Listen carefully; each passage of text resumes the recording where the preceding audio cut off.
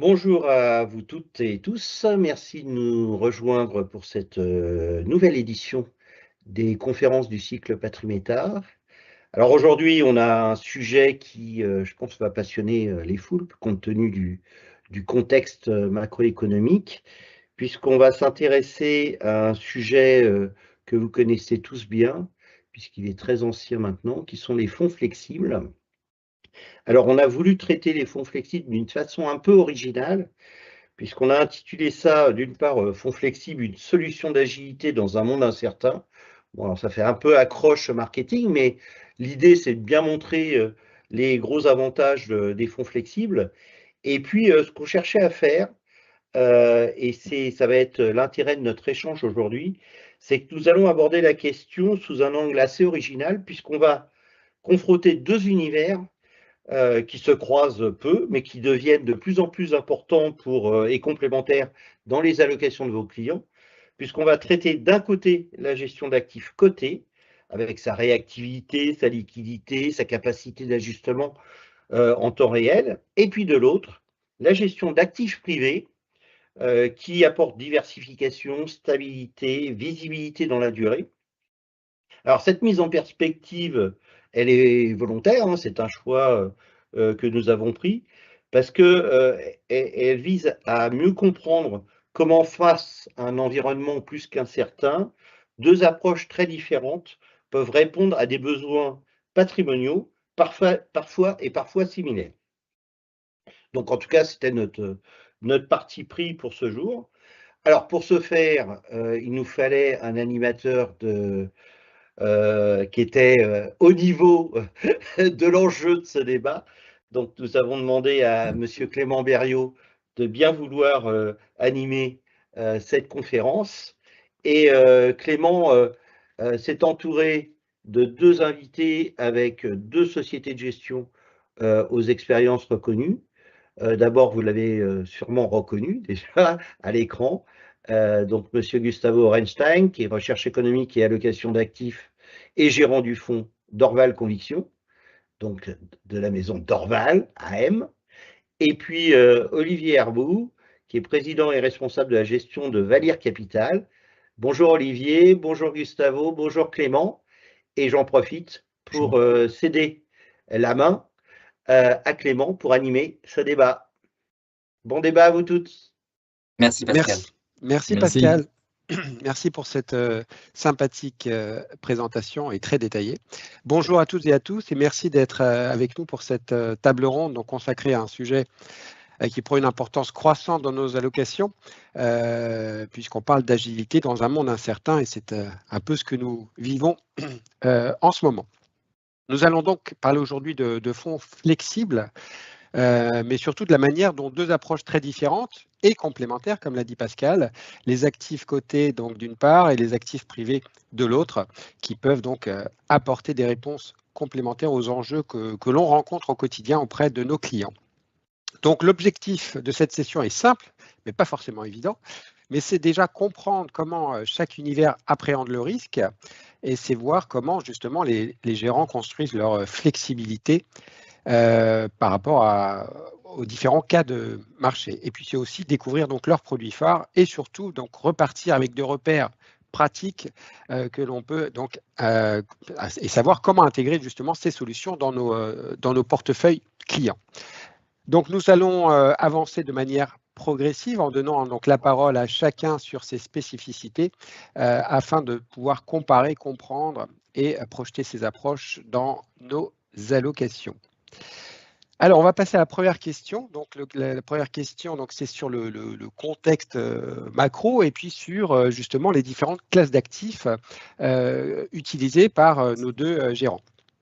Donc, première question, et première réponse sera apportée par Olivier, c'est donc dans quel environnement macro évoluons-nous aujourd'hui et en quoi donc la diversité des classes d'actifs utilisées constitue-t-elle une composante essentielle de l'agilité? Merci Clément. Le contexte macroéconomique, je pense que personne va tomber de sa chaise en apprenant qu'il y a cette guerre en Iran qui provoque effectivement beaucoup de tensions sur les marchés, pas que sur une seule classe d'actifs, en réalité sur beaucoup d'entre elles. Je pense que si on doit quand même prendre un peu de hauteur, parce que même si on n'a pas de certitude, c'est a priori un conflit qui n'a pas vocation à durer 10 ans.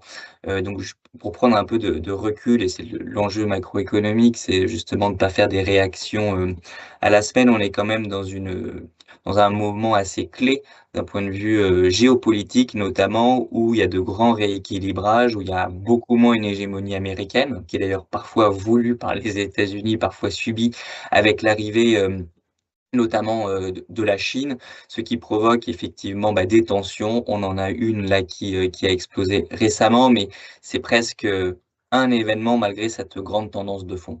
La deuxième tendance de fond et qui aura de gros impacts aussi sur les classes d'actifs et sur sûrement la société, c'est l'avènement de l'IA qui effectue de gros basculements, de grandes valorisations pour certaines entreprises et parfois aussi un grand appauvrissement pour certaines valorisations d'autres entreprises. Donc, une fois qu'on a dit ça, ça veut dire que si on regarde par exemple que le marché coté et peut-être un indice le plus classique, le S&P 500, aujourd'hui, les 10 plus grandes sociétés représentent 40% de l'allocation du S&P 500. Donc, on se rend bien compte que justement, si on investit peut-être de manière très classique, de manière assez figée, en disant je vais faire 60% de l'action, je vais juste essayer de reproduire l'indice et 40% obligations, mais on va avoir du mal pour un manque de diversification d'une part, notamment au vu de ce contexte macroéconomique, et d'autre part avec des dynamiques entre classes d'actifs qui ont changé. Ce portefeuille et ces corrélations entre l'obligation et les actions, elles ne fonctionnent plus depuis 5-6 ans. Et voilà, moi, ma conviction, et je pense que je ne suis pas la seule à partager, c'est que c'est parti pour durer. Et donc pour ça, il faut effectivement continuer d'analyser de manière très rigoureuse les choses. Et apporter que les gérants apportent leurs convictions. Et donc, effectivement, avec Gustavo, on ne traite pas les mêmes classes d'actifs, certes, mais je pense que c'est une vision qui va être partagée, que justement apporter cette agilité, cette compréhension macroéconomique pour apporter de la résilience et de la performance pour le client final. Donc ici, Valir Capital, nous, on s'occupe de la dette privée d'une part et du private equity d'autre part. Ce seront nos deux moteurs de performance, ils sont très différents. Dette privée, c'est assez simple. C'est l'essentiel finalement aujourd'hui de la dette. Elle se fait sous forme de dette privée. Donc, on a un terrain de jeu qui est énorme, assez exceptionnel à ce niveau-là, qui a très bien performé sur les 25 dernières années. Ça a tout le temps surperformé effectivement la partie obligataire cotée. Avec quelques soubresauts récemment, on sera très heureux d'aborder ce sujet. Il faut être très transparent et vous apporter de la valeur aujourd'hui. Et la partie private equity, deuxième moteur de performance, c'est l'équivalent effectivement du marché action cotée. Là aussi, notamment depuis 2008 et des évolutions réglementaires, l'essentiel des entreprises sont sur le marché privé et donc très fort moteur de diversification dans un portefeuille au global. Parfait, merci pour cette réponse là aussi détaillée et complète. On en sait maintenant un peu plus justement sur les différentes classes d'actifs. Alors, je passe la main à Gustavo pour la même question. Donc, dans quel environnement macro évoluons-nous aujourd'hui et en quoi la diversité des classes d'actifs utilisées constitue-t-elle une composante essentielle de l'agilité? Oui, mais merci Clément. Je ne vais pas revenir, je pense, sur le scénario d'actualité que Olivier a très bien décrit. On partage vraiment ce scénario et toutes les incertitudes. Je crois que c'est très très difficile de spéculer sur la durée précise de la fermeture du détroit d'Ormuz et sur où jusqu'où va aller le pétrole, exactement ce qui va se passer dans les prochains mois. Je voulais simplement justement prendre du recul. Si on se place début 2020, donc ça fait pas si longtemps que ça, hein, il y a 6 ans en arrière, et si je vous avais décrit l'ensemble des chocs qu'allait subir d'une manière ou d'une autre l'économie mondiale, les marchés, et je dirais même nos vies de tous les jours.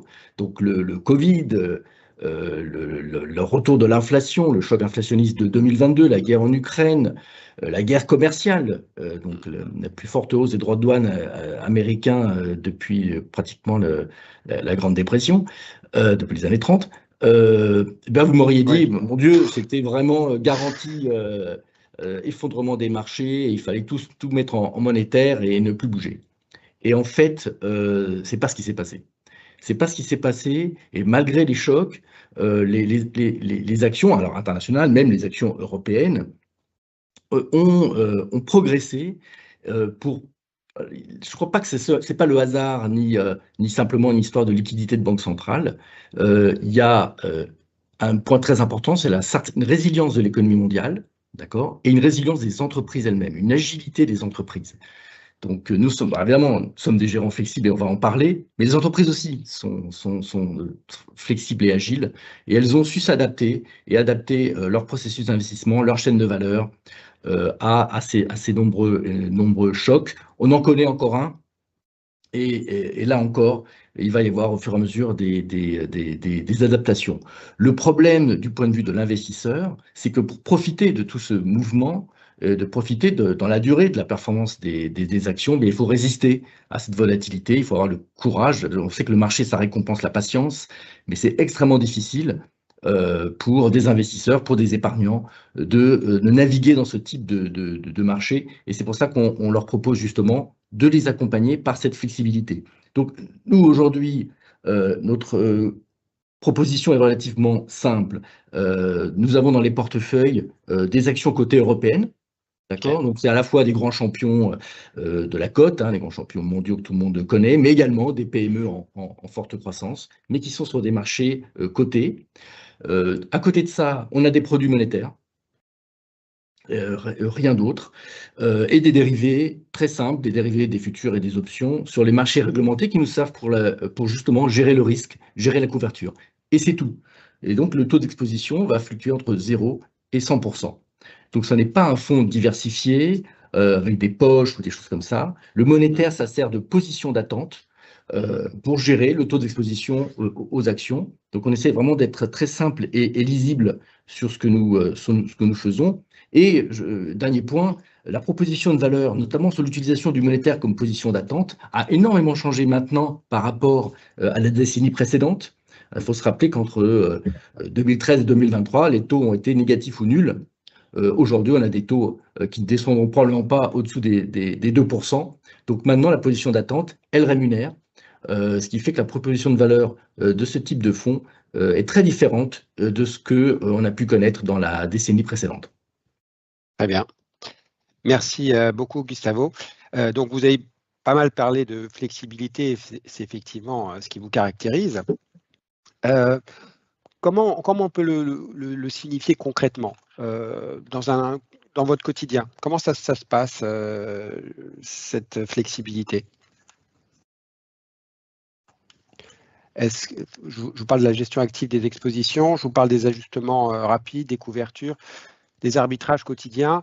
Est-ce que vous pouvez nous en dire plus? Alors, je vais peut-être commencer. Ça va peut-être Olivier compléter. Alors, dans la partie, donc évidemment, des fonds que nous gérons, ce sont des actifs extrêmement liquides, donc sur des marchés cotés. Donc là, vraiment, on est dans le monde, effectivement, de la rapidité en termes d'exécution et des frais extrêmement réduits.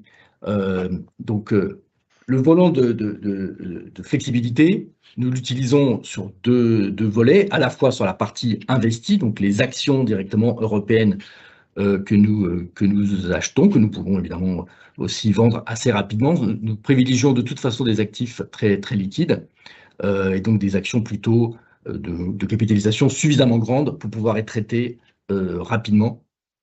Donc, nous évitons absolument les très petites entreprises extrêmement liquides sur les marchés. Ce n'est pas notre manière de faire. Nous sommes très attentifs effectivement à ces questions de liquidité.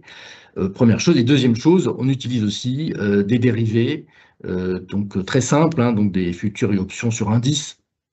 L'indice Eurostock 50, CAC 40, enfin les indices que vous connaissez. Les volumes traités sur ce type de marché dérivé sont énormes et les risques de contrepartie sont nuls, puisque tout ça se fait par des chambres de compensation. Et ça, c'est extrêmement facile de traiter des très très gros volumes sans aucun impact de marché pratiquement. Donc ça nous permet vraiment de garantir une flexibilité et d'avoir cette totale flexibilité de 0 à 100%. Et dans l'histoire du fonds, on y reviendra ultérieurement, mais nous avons utilisé pleinement cette flexibilité. Et pour donner un exemple concret en ce moment, donc face à donc au choc, effectivement, qui met un peu entre parenthèses les scénarios que nous avions précédemment.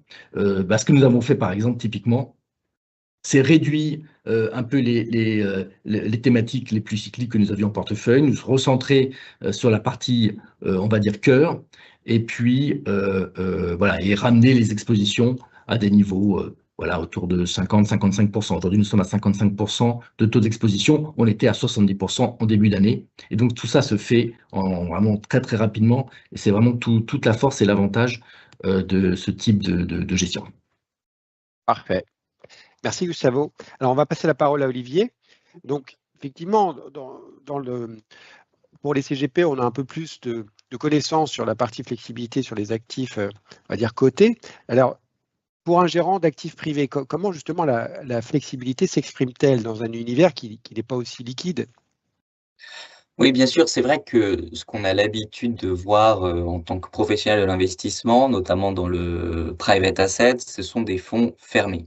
Donc effectivement, sur les 2-3 premières années, on investit dans des fonds ou dans des entreprises, hein, soit on a un fonds primaire, soit un fonds de fonds.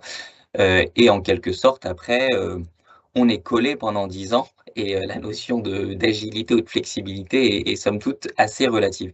Et donc, je partage totalement ce point. Je ne vais pas essayer de dire le contraire. La différence fondamentale et ce qu'on a proposé aussi comme innovation et comme service chez Velier Capital, notamment avec le fonds dont on discutera tout à l'heure, le X-Fund, c'est que c'est premièrement un fonds de fonds. Deuxièmement, c'est un fonds evergreen. Evergreen qui signifie perpétuel. Nous, chaque année, on sélectionne entre 4 et 8 fonds, et ce, chaque année. Donc, on a une capacité, d'une part, à évoluer et à continuer d'investir dans différents millésimes, dans différentes sociétés de gestion. Nous sommes une société indépendante, c'est-à-dire qu'on n'est pas forcé d'investir que chez un et un seul gérant. On essaye, et on a la conviction d'ailleurs qu'on le fait, de sélectionner des gérants de top quartile, et on le fait sans biais. Pas de biais de société de gestion, pas de biais de géographie et pas de biais sur des sous-catégories de ce que pourrait représenter le private asset.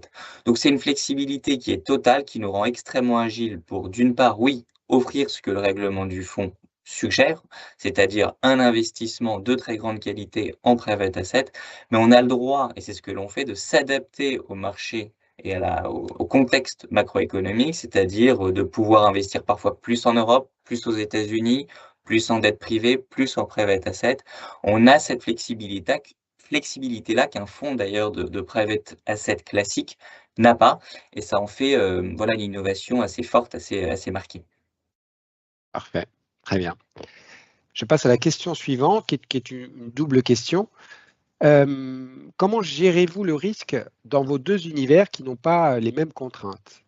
Et l'autre question, c'est comment vos approches et vos modèles d'allocation répondent aux risques que vous avez énoncés. On va commencer par Olivier. Oui, très bien. Mais écoutez, le risque, effectivement, on peut le définir de plein de façons. Et je ne vais pas faire une tirade de 10 minutes là-dessus, mais c'est vrai que dans le private asset, forcément, on va avoir le risque, comme on peut l'entendre aussi dans le marché coté, c'est-à-dire le risque que l'on prend, c'est souvent de la volatilité ou alors une notion de capacité à malheureusement perdre finalement une partie conséquente de ses investissements, mais il y a aussi la notion de liquidité.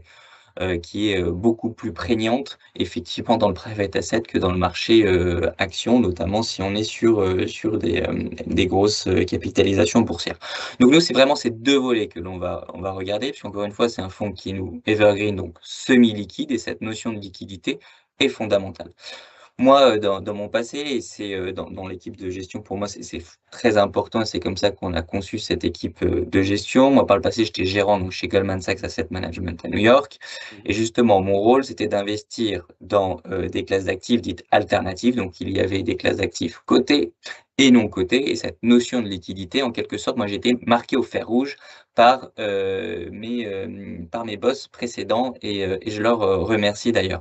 C'est fondamental, cette liquidité. Elle permet parfois, malheureusement, de détruire beaucoup de valeur. Si on laisse tout ça en cash ou cash équivalent, ça sera a priori beaucoup moins performant qu'un fonds qui est exposé effectivement toujours à 85-90% en private asset.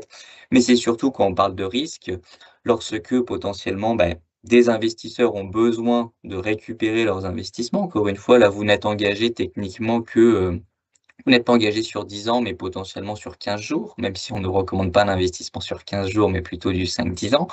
Il faut être en capacité de délivrer cette liquidité-là. Et donc, c'est dans la conception du fonds qu'on a réfléchi à ça, d'une part. Deuxièmement, dans les équipes qu'on a sélectionnées sur leur grande connaissance justement de la liquidité. C'est pour ça qu'on a des gens qui viennent aussi du marché coté, alors qu'on a aussi un fonds techniquement de private asset. Et après, c'est dans la sélection des gérants qu'on prend. Je vais vous donner peut-être 2 exemples sur la dette privée.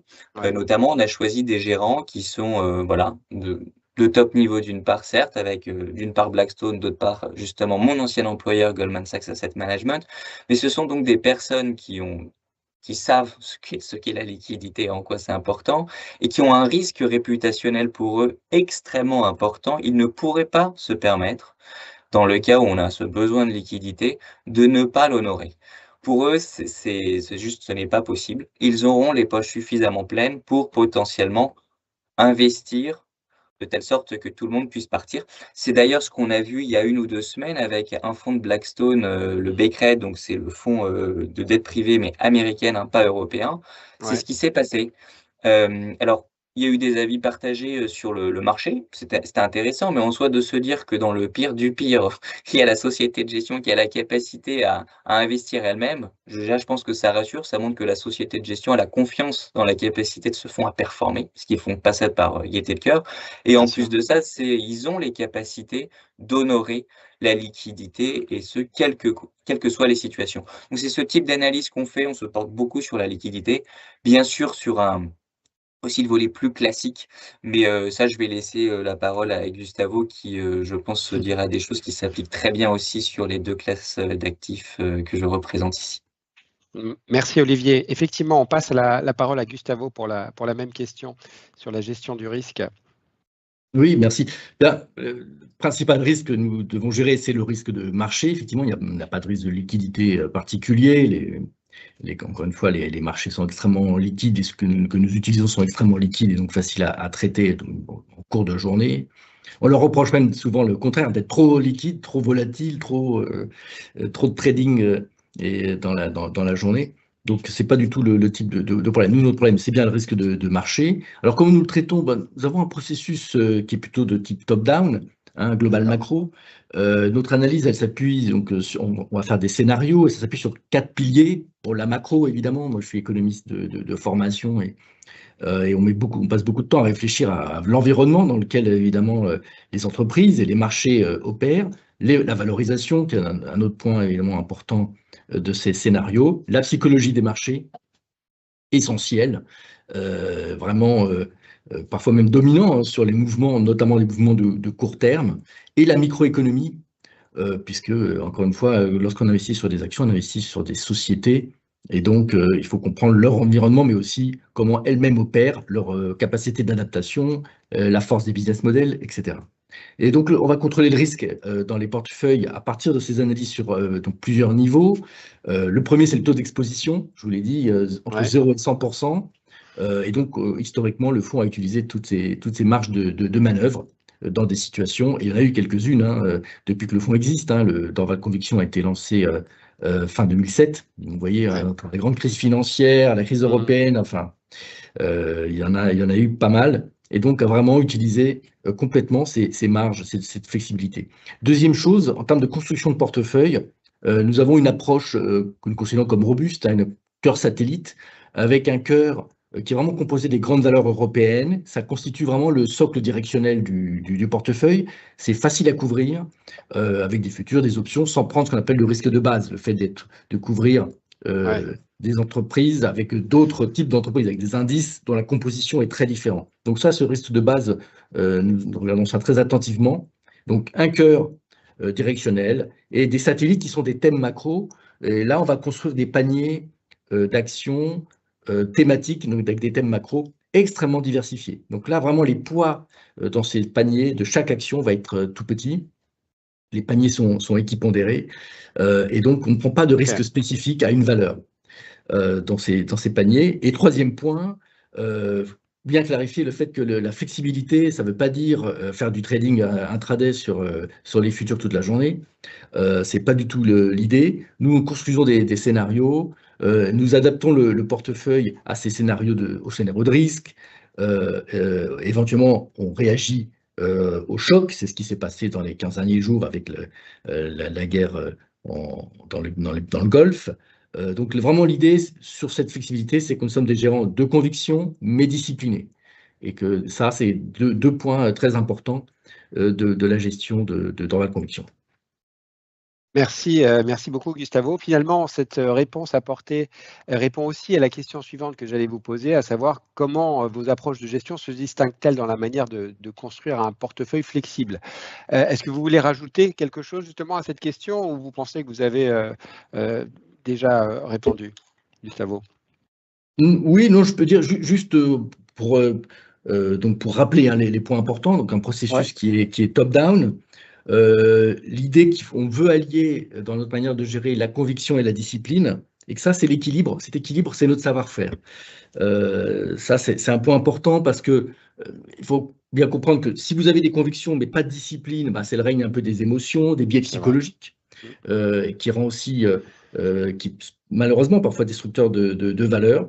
Mais en même temps, si vous avez que de la discipline, aucune conviction, bah, c'est un peu l'immobilisme garanti. Vous avez du mal à vous décider. Donc c'est vraiment l'équilibre. Donc un processus qui doit être discipliné, répétable, et éviter les deux écueils qui seraient trop de l'un ou trop de l'autre. Alors, c'est un point important, je m'arrêterai là après, mais c'est que Dorval Conviction existe depuis 2007. Dans l'équipe de gestion aujourd'hui, on gère le fonds depuis 2023. Auparavant, il était géré par Louis Baird. C'est lui qui a créé ce fonds, qu'il a lancé fin 2007. Lui, le gérait de manière différente, puisqu'il faisait beaucoup de stock picking. Il y avait la flexibilité, mais il y avait beaucoup de stock picking, avec un fort biais sur les petites capitalisations, ce qui lui a permis d'avoir des très très bonnes performances pendant toute une période.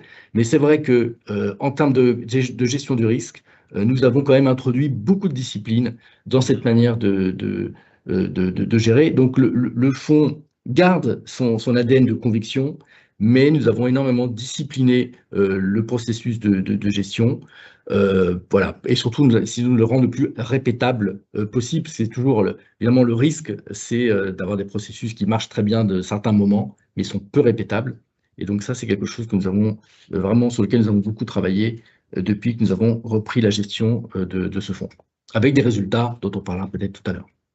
Avec plaisir. Merci pour cette précision. C'était important effectivement de souligner ce point.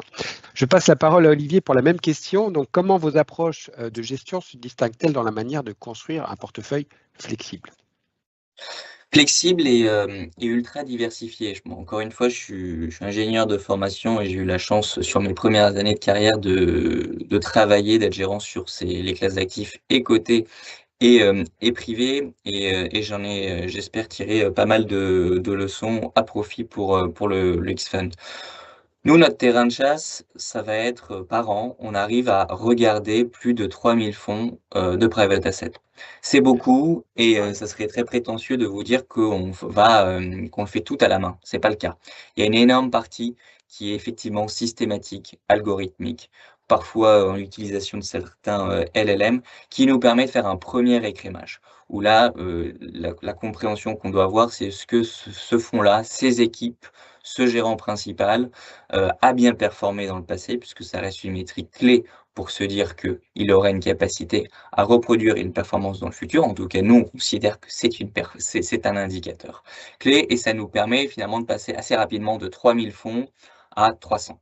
Et à partir de ces 300, qui est déjà un nombre un peu plus à dimension humaine, à nous finalement d'inclure notre compréhension du cycle macroéconomique d'une part, et d'autre part, effectivement, rentrer vraiment dans les détails pour savoir si les sous-segments de chacun des fonds qu'on va choisir ont finalement une nature, une capacité à continuer de performer, voire mieux performer que par le passé. Et peut-être pour vous faire sentir 2-3 éléments qu'on peut regarder sur le cycle macroéconomique, il y a 3 gros moteurs de performance dans le private equity. qui a certes délivré de magnifiques performances sur les 20 dernières années, mais elle s'expliquait potentiellement de 3 façons différentes. La première, c'était justement sur la capacité à se leverager. On était effectivement, c'est ce que Gustavo a pu dire précédemment, dans une situation où les taux étaient 0, parfois même négatifs. Donc il y avait de la valeur qui était juste finalement exogène, qui était liée au fait que ces fonds de private equity se leverageaient. Aujourd'hui, c'est beaucoup moins le cas. Parfois, c'est positif quand on fait de la dette privée ou de la dette du marché coté, mais quand on utilise ce levier-là, ce sont des points de performance a priori perdus. Donc ça, on y croit beaucoup moins. Le deuxième aspect, c'est juste une capacité à, en travaillant entre guillemets faiblement, juste parce qu'on arrive à faire grossir une entreprise où il y a un multiple d'EBITDA, qui est souvent la façon dont on va valoriser ces entreprises dans le marché privé, qui va augmenter assez naturellement. On est aujourd'hui dans un cycle où ce n'est plus le cas. C'est-à-dire que réellement, pour avoir de la valeur, ces 2 premiers moteurs que j'ai décrits qui fonctionnaient très bien il y a 15-20 ans ne fonctionnent plus. Aujourd'hui, ce qui va être récompensé, et je pense que c'est très simple, ce sont les gens qui bossent et qui bossent réellement. C'est-à-dire des fonds de private equity qui réellement transforment l'entreprise, la digitalisent, lui insufflent de vraies, voilà, une vraie automatisation, une vraie expertise dans un domaine. Et c'est ce sur quoi on va cibler. Donc, par exemple, on se désintéresse en ce moment de fonds très généralistes. On va chercher des fonds ultra spécialisés dans les régions, dans des secteurs précis et dans des fonds qui ont prouvé non pas leur capacité à faire de la performance parce que c'était une chasse à juste grandir vite ou à se leverager beaucoup, mais réellement à se transformer. Voilà, donc c'est comme ça qu'on a un pipe très large, qu'on arrive à écrémer de manière très, très, très drastique pour que finalement, on puisse après rentrer dans un détail vraiment d'orfèvrerie. Très bien, je pense que le teasing a suffisamment duré. Est-ce que vous pouvez nous présenter maintenant le X-Fund, Olivier, s'il vous plaît?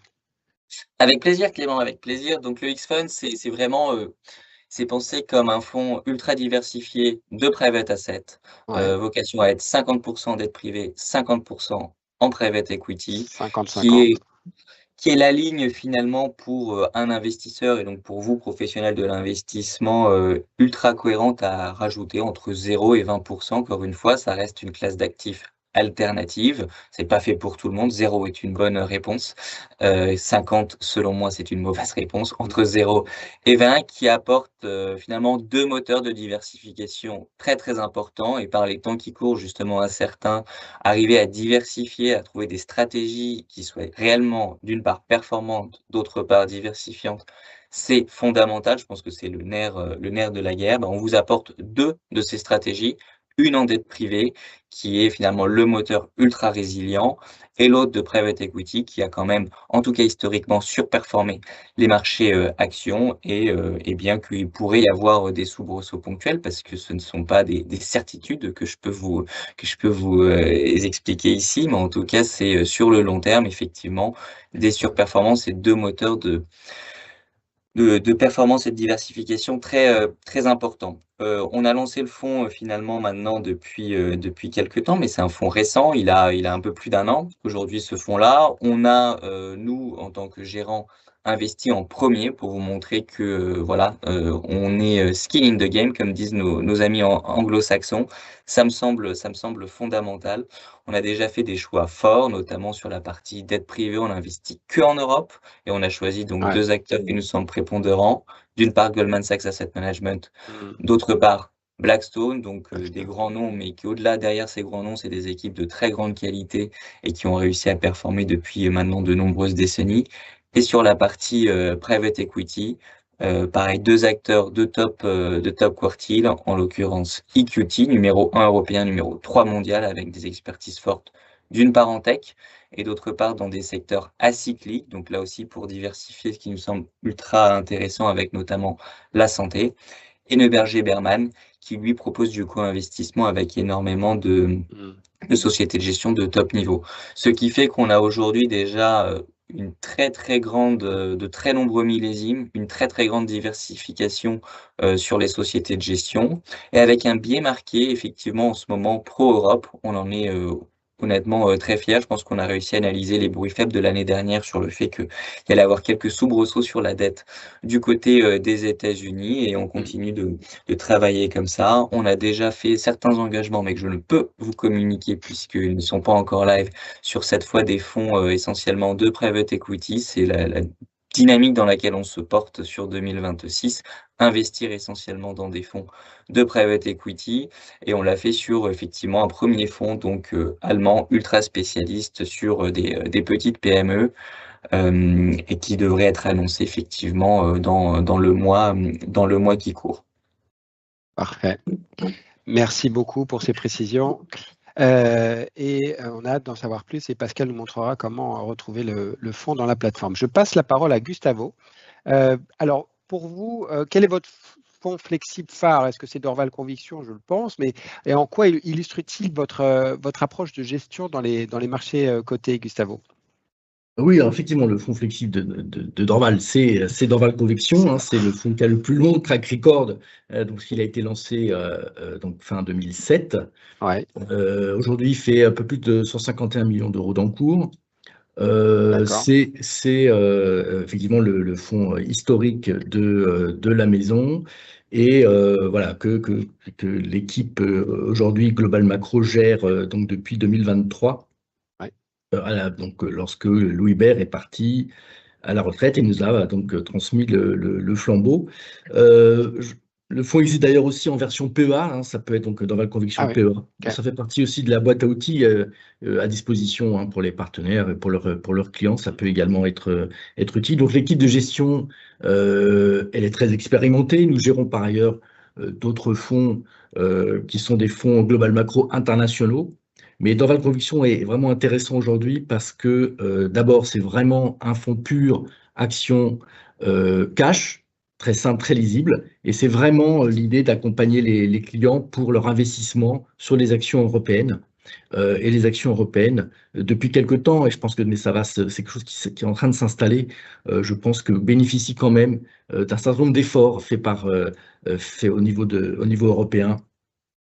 On a parlé des questions de souveraineté, tous ces thèmes sont importants et font partie des performances européennes, des entreprises européennes des prochaines années.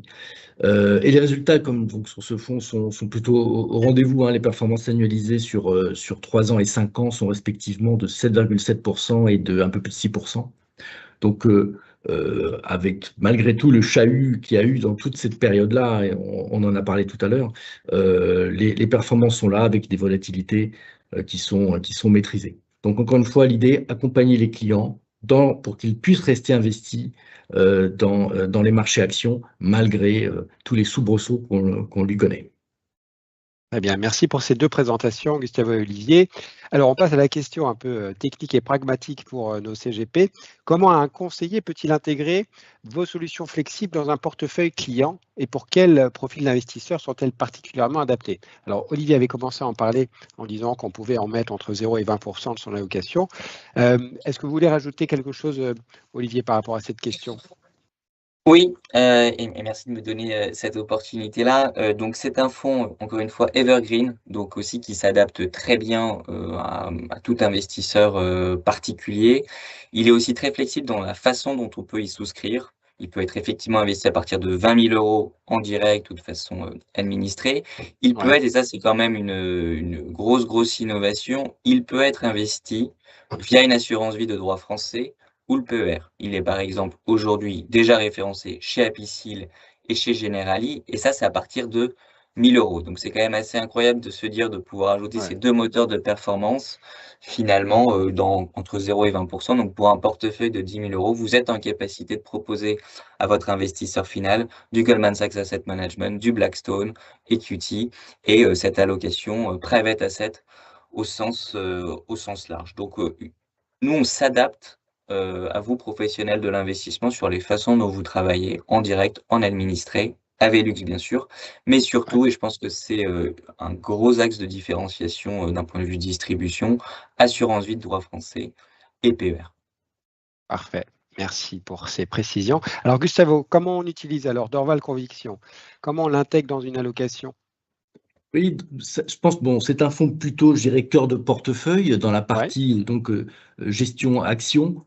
Donc vraiment l'idée, hein, des actions avec des bretelles pour faire une image. C'est vraiment l'idée d'aider les partenaires et leurs clients donc à rester investis. Parce que pour profiter des actions dans la durée, il faut de la patience, mais la volatilité, l'angoisse, tout ça empêche en général les clients de rester. Il y a des questions évidemment du côté des partenaires de services après-vente, de discussion, de gérer l'angoisse, en plus de gérer tout le reste, de gérer l'angoisse de leurs clients. Donc là, on propose de les accompagner par la flexibilité, le pilotage du taux d'exposition, la gestion du risque, mais également par, je dirais, un accompagnement, un service complet. Nous, on communique énormément sur nos vues de marché, sur nos positions chaque semaine. Donc, on essaie d'être le plus transparent possible et de donner toujours des éléments de contexte et d'explication pour aider les partenaires à répondre à leurs clients et donc à les aider à rester investis sur les marchés parce que le risque, on le sait, c'est que dès que ça commence à tanguer, il y a le phénomène de vente panique, on sort et on ne revient pas après. On ne revient pas après, et ça, c'est très dommageable pour le patrimoine dans la durée, parce qu'on est dans un moment où, effectivement, depuis 2022, il y a de l'inflation, et donc on ne peut pas ne rien faire avec son patrimoine, sinon elle se fait grignoter peu à peu par les prix. Tout à fait. Alors, nous arrivons au terme de cette session. Pour conclure, Olivier et Gustavo, alors si vous deviez résumer en une phrase l'agilité de votre univers pour les années à venir, que diriez-vous? On commence par Olivier. Je vais faire une phrase très longue, comme ça je vais pouvoir dire plein de choses. Non, c'est le fonds X-Fund, il a été pensé pour vous, professionnels de l'investissement. C'est un fonds ultra diversifié de private assets, evergreen, et qui est en architecture ouverte, qui vous permet d'une part une sélection ultra rigoureuse, avec des convictions, et ultra diversifiée. Très bien, merci. Alors Gustavo, même exercice. Alors, j'ai essayé de faire aussi bien qu'Olivier, c'était très clair. Donc là, l'idée, c'est voilà, les actions, c'est la classe d'actifs liquides la plus performante dans la durée. Et ça, à peu près tout le monde est d'accord pour le dire. Le problème, c'est que c'est anxiogène pour les clients à court terme, à moyen terme, que le marché récompense plutôt la patience, mais qu'elle est dure à assumer tous les jours, et que donc, il y a un besoin d'accompagnement. Donc, à la fois de la gestion du risque, de la gestion ce qu'on appelle les drawdowns, de la volatilité de la trajectoire en fait de performance des fonds, et puis également en termes d'explication et de transparence. Et donc, c'est vraiment ça que nous essayons de proposer à nos clients, leur permettre de rester investis par la gestion et la flexibilité, l'agilité de notre gestion.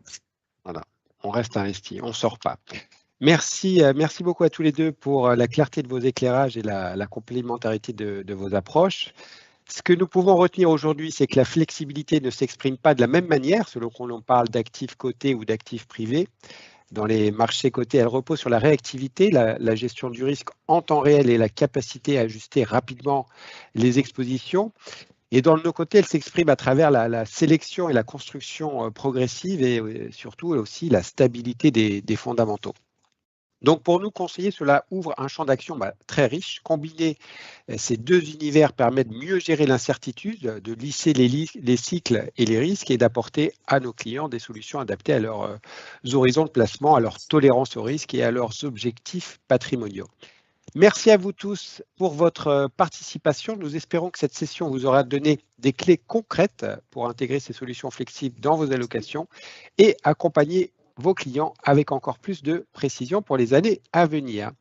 Je repasse la parole à Pascal, qui a peut-être des questions dans le chat. Alors, me revoilà. Bravo pour ces explications très claires. Moi, j'ai trouvé ça très, très intéressant. Avant de passer aux questions, je vais peut-être faire un petit tour sur la plateforme pour vous montrer comment vous pouvez retrouver l'ensemble des convictions de Gustavo et d'Olivier sur leur stand, hein, puisqu'on fait la maintenance des stands d'une façon hebdomadaire, et vous retrouvez tout ça, toutes ces explications dans la lettre hebdomadaire qui vous est envoyée tous les samedis matins. et que vous êtes nombreux à lire. Merci. Et puis, surtout, ce que je voudrais vous montrer, c'est comment retrouver à la fois les caractéristiques des produits qu'on a évoqués aujourd'hui, et puis, surtout, le cas échéant, vous avez toujours la possibilité de discuter avec les équipes commerciales pour en savoir plus et voir si les produits s'adaptent parfaitement à votre clientèle. Alors, je vais basculer sur la plateforme si la technique ne m'abandonne pas. Ça serait compliqué quand même pour moi. Et voilà, et vous allez retrouver le petit écran de la page d'accueil de Patrimeta. Alors, vous voyez qu'il y a quelques innovations sur cette page d'accueil, puisque nous sommes en train de créer 2 halls destinés aux associations professionnelles.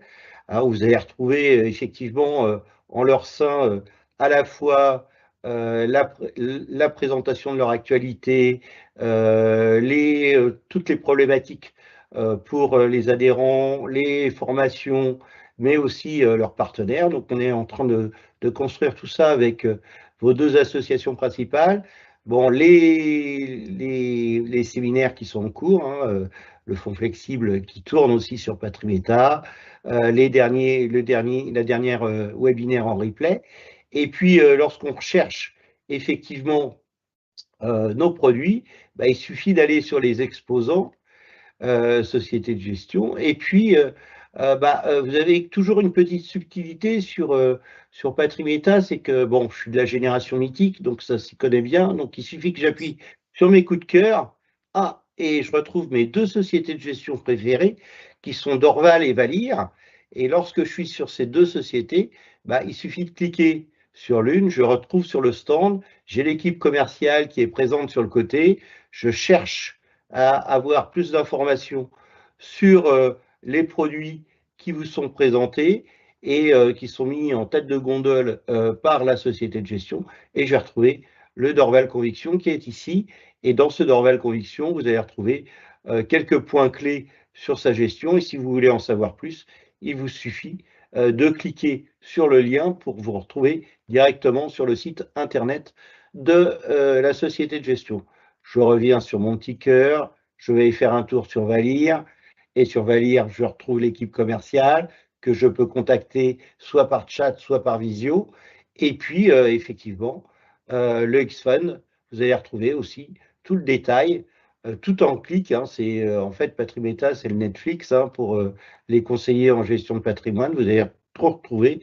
Et si vous voulez en savoir plus, il vous suffit d'appuyer sur les différents documents. Vous retrouvez aussi dans les cloches vertes toutes les actualités. Ici, vous avez les documents qui sont mis à jour, avec notamment la lettre périodique de Valir et les événements qui sont organisés. Voilà pour cette petite présentation qu'on rajoute à chaque fois, mais qui vous permet de voir toute l'actualité de la plateforme Patrimeta, qui va connaître beaucoup d'évolutions sur les prochaines semaines.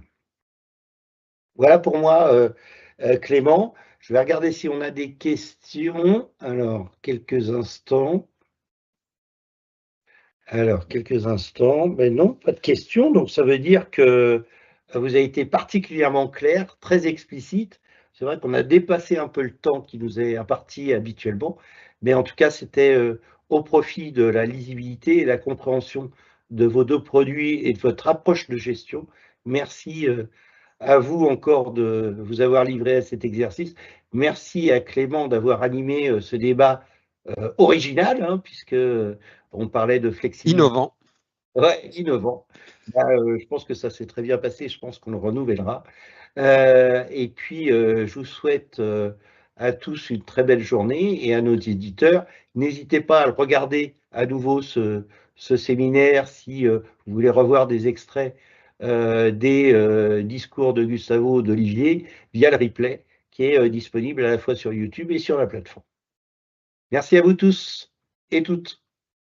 Merci beaucoup. Merci beaucoup. Olivier, merci Gustavo, et merci à vos auditeurs et à la prochaine. Au revoir. Au revoir. Au revoir à tous.